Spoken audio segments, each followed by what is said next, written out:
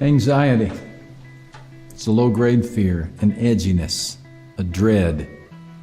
It's not so much the onslaught of a storm as the continual threat that one is coming. Sunny days are just a brief interlude. You can't relax. You can't let your guard down. Storm clouds of trepidation, suspicion, and apprehension swirl all around you. You're certain the sky is falling, and it's falling disproportionately on you.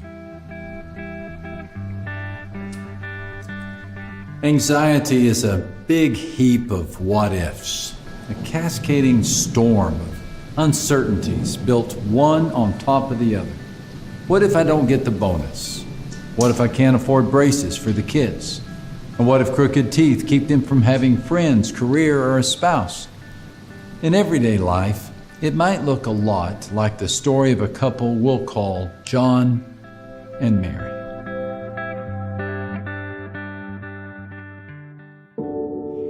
They had been married for more than 30 years, and in that time, they had experienced their share of ups and downs. But life in general had been steady, as some would say, even comfortable, predictable. That is, until the day came for Katie, their youngest child, to leave the nest. Katie had been accepted to an out-of-state college. Her parents couldn't have been more proud, but the trip across country was hard on Mary. Each mile further from home brought with it another anxious worry. Would her relationship with her youngest ever be the same? They had been so close. Would she be safe? Would her new friends be kind to her?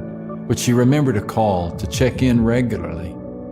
Would she want to come home for visits? Each new thought brought with it a dark, ominous cloud of uncertainty. In the weeks that followed, her anxiety grew. The house was so quiet. She cooked meals for two. She missed the soccer games, the sleepovers, the hustle and bustle of family life. She missed the sweet sound of children's voices echoing through the hallways. Everything seemed so empty.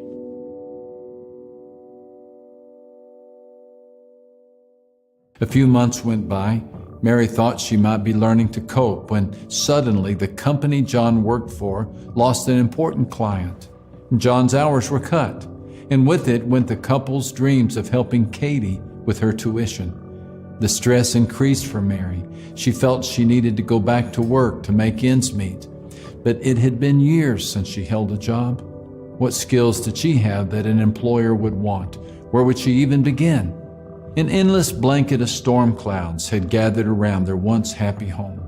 In a cryptic message Mary received from the doctors late one Friday afternoon just made things worse. What were these findings from her last test that the nurse referred to? Why did she need to come into the office first thing Monday to discuss them with the doctor? In Mary's mind, the storm had reached hurricane proportions, and there was no safe place left for her and John to hide. They had gone from calm and quiet to perplexed and panicked. The worry was stripping away their peace, their sense of joy, their comfort. Would they ever see the light of day again? Would they escape this impending doom? Would they even survive?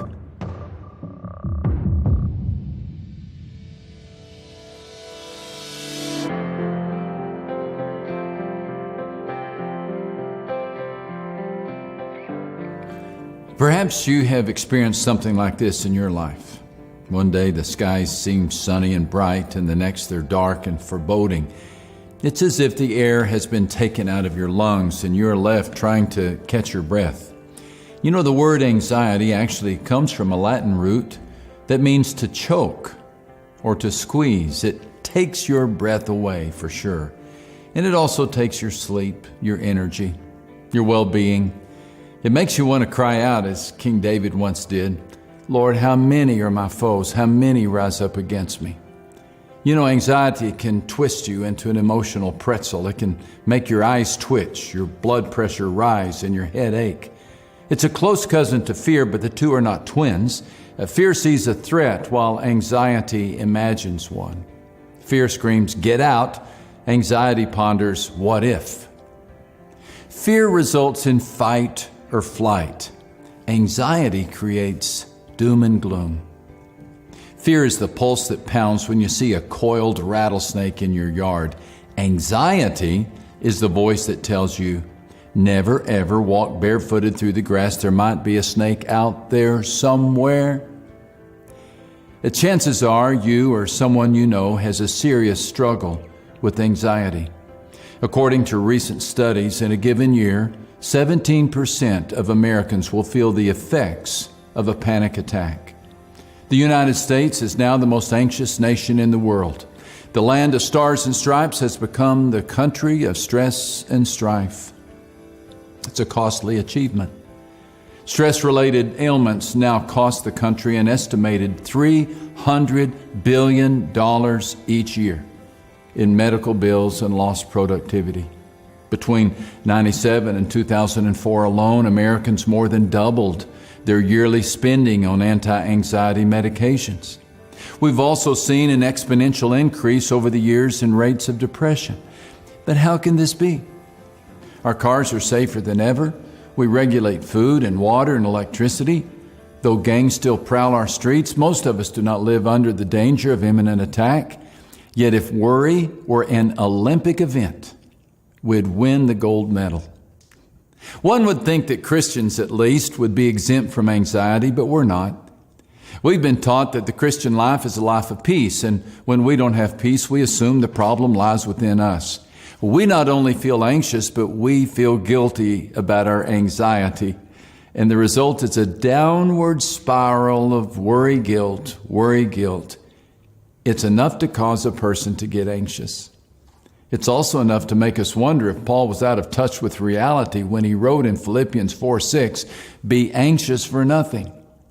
We might think be anxious for less would have been enough, or be anxious on Thursdays only, or be anxious but only in seasons of severe affliction. But Paul doesn't seem to offer any leeway here. Be anxious for nothing. Nada, zilch, zero. Is this what he means? Well, not exactly. Paul wrote the phrase in the present active tense, which implies an ongoing state. It's the life of perpetual anxiety that Paul wants to address. The Locato Revised Translation reads, "Don't let anything in life leave you perpetually in angst and breathless." The presence of anxiety is unavoidable, but the prison of anxiety is optional. It's interesting Paul chose these words because if anyone had cause to be anxious, it was he. And if anyone knew about literal prisons with literal walls that close a person in, it was Paul. Step back in time with me for a moment, about 2,000 years.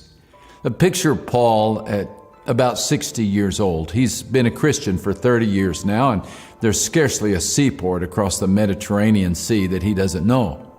He spread the gospel of Jesus to the Jews and Gentiles alike across the known world. But now he's confined in a Roman prison. Peer through the tiny window of the cell. There he is, bent and frail, shackled to the arm of a Roman guard. Who knows when his back last felt a bed or his mouth knew a good meal? The trouble began for him a couple of years earlier in Jerusalem when the Jewish religious leaders accused him of blasphemy. They nearly killed him and then unfairly imprisoned him. They maligned his name, violated his rights, and disrupted his plans. Fortunately for Paul, his Roman citizenship saved his neck. Entitled to a Roman hearing, he journeyed from Jerusalem to Rome. He survived a hurricane and a shipwreck on the way, only to be bitten by a snake. He survived the snake bite, only to be stranded on an island for 3 months. And when he was finally delivered to Rome, his case languished for 2 years.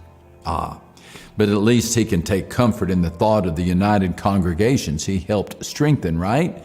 Well, hardly. There's competition in Corinth, legalists swarming in Galatia. Crete is plagued by money grabbers, and Ephesus is stalked by womanizers. False preachers are accusing him of profiteering off the gospel. Even some of his own friends have turned against him. Even worse, Paul has every reason to believe his life will soon be over. The Emperor Nero has learned to curry the favor of Roman citizens by killing believers, of which Paul is the best known. Nero feeds disciples to the lions for lunch, and Paul has no guarantee that the same won't happen to him. Paul knows the only thing between him and death is a nod from moody Nero. Yet, to read Paul's words in his letter to the Philippian believers, you'd think that he just arrived at a Jamaican beach hotel. I mean, just look at the words. Rejoice in the Lord always. Again, I will say, rejoice. Let your gentleness be known to all men. The Lord is at hand. Be anxious for nothing, but in everything by prayer and supplication, with thanksgiving, let your requests be made known to God. And the peace of God, which surpasses all understanding, will guard your hearts and minds through Christ Jesus. Finally, brethren, whatever things are true, whatever things are noble, whatever things are just, whatever things are pure, whatever things are lovely, whatever things are of good report, if there is any virtue, and if there is anything praiseworthy, meditate on these things. Paul's letter bears not one word of fear or complaint. Not one.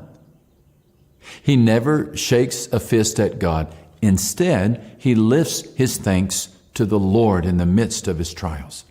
His prescription for anxiety begins with a call to rejoice. And he uses every tool in the box to call this to our attention. First, he employs a present imperative tense, so we will hear him say, continually, habitually rejoice. Next, as if the verb tense isn't enough, he removes the expiration date. Rejoice in the Lord always, not just on paydays or Fridays or good days or birthdays, but always. And if perchance the verb tense and the repetition are inadequate, he repeats the command, again I say, rejoice. We aren't the first to read the word always and arch an eyebrow. I mean, how can we do this? It's one thing to rejoice in the Lord when life is good, but how can we rejoice when the odds are against us, when the skies have become dark and gray, as they did for John and Mary, and the life we now have is the one we want to run away from? Is it possible for any of us to maintain an uninterrupted spirit of gladness? Note from the passage that this is not Paul's challenge. The urge or the command is to rejoice in the Lord. This is a call not to a feeling, but to a decision. It is a deeply rooted confidence that God exists, that He is in control, and that He is good, that He is sovereign. The Bible uses this word, sovereignty, to describe God's perfect management of the universe.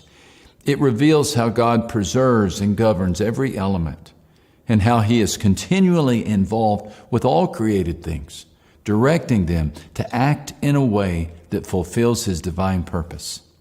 Paul's firm belief in God's sovereignty enables him to see himself not as a victim of unseen, turbulent, random forces, but as a conqueror in Christ.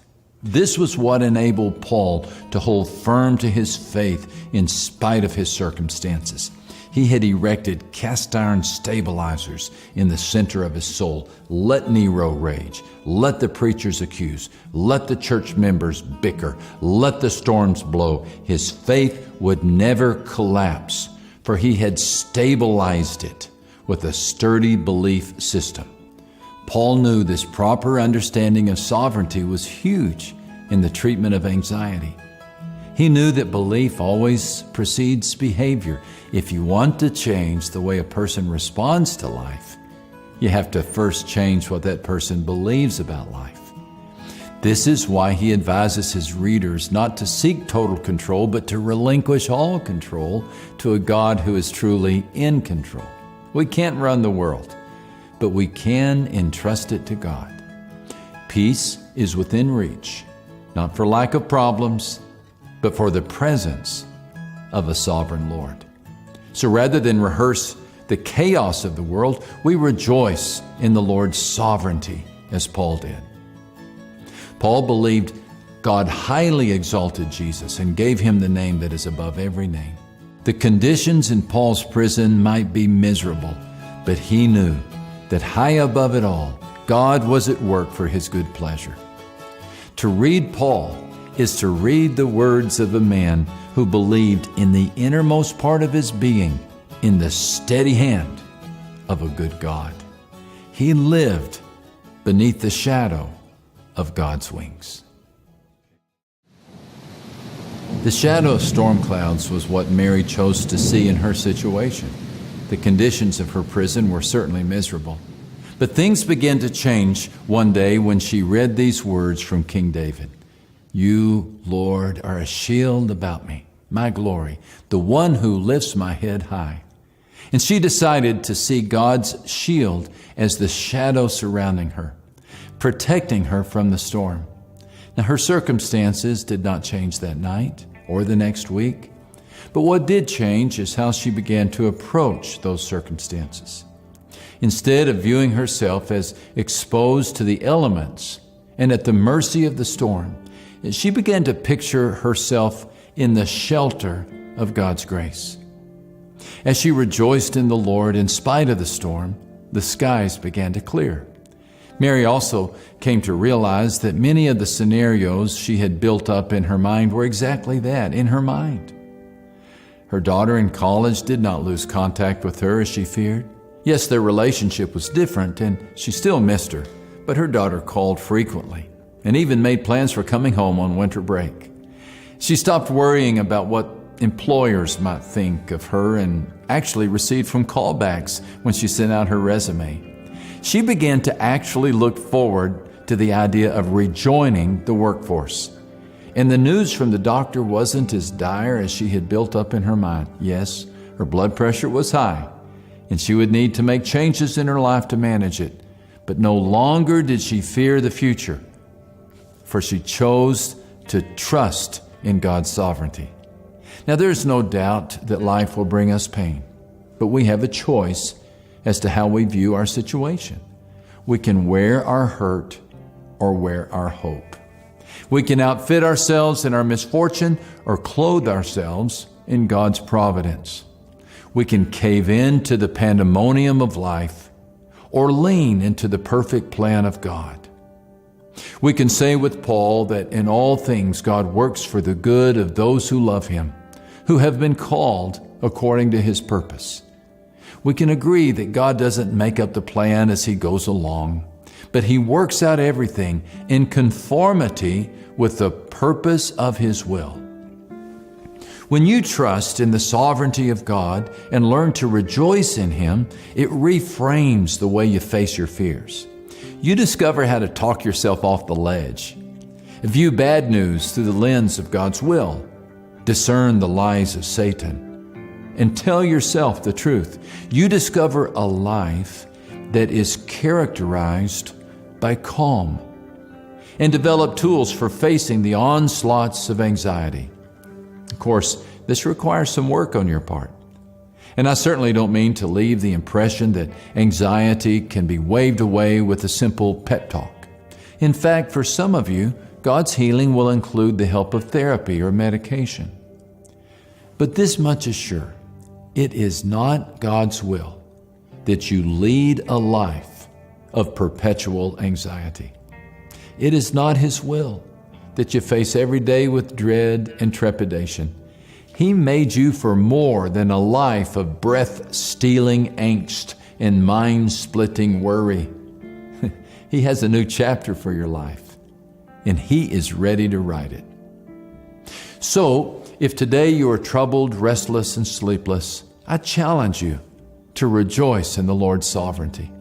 I challenge you to believe that good things will happen and that God was speaking to you when He said, "In everything God works for the good of those who love Him."